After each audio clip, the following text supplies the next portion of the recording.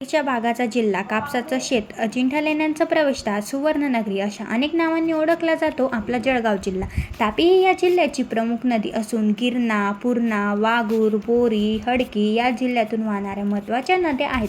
जळगाव जिल्ह्यात एकूण 15 तालुके येतात. त्यातला जळगाव हा सर्वात श्रीमंत तर बोदवड हा सर्वात गरीब तालुका आहे.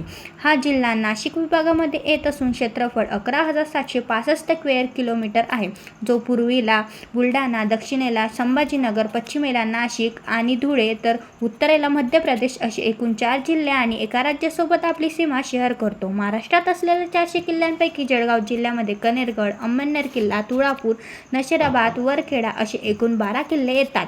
या जिल्ह्यामध्ये प्रामुख्याने केळी, कापूस, ऊस, ज्वारी, सोयाबीन आणि हरभरा या प्रमुख पिकांचे उत्पादन घेतले जाते. मुक्ताई मंदिर, पद्मालय गणपती मंदिर, ओंकारेश्वर मंदिर ही धार्मिक स्थळे तर गौतडा ऑटमघाट अभयारण्य, यावल वन्यजीव अभयारण्य, वाघूर डॅम हे पर्यटन स्थळे जळगाव जिल्ह्यामध्ये येतात.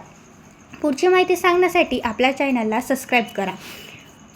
जळगाव जिल्ह्यामधील लोक जास्त करून वांग्याचं भरीत, डाळ गंडोळी, डाळ खिचडी, पुरणपोळी आणि शेवभाजी असे खाद्यपदार्थ खातात. जळगावमध्ये एकूण 52 लाख लोक राहतात. भारतात सर्वात जास्त केळीचे उत्पादन करणारा जिल्हा, महाराष्ट्रातील सर्वात मोठे रेल्वे जंक्शन, महाराष्ट्रातील सगळ्यात जास्त सोन्याचा व्यापार करणारा, खानदेशमधील सर्वात विकसित जिल्हा. हा व्हिडिओ जळगावकरांपर्यंत जास्तीत जास्त शेअर करा.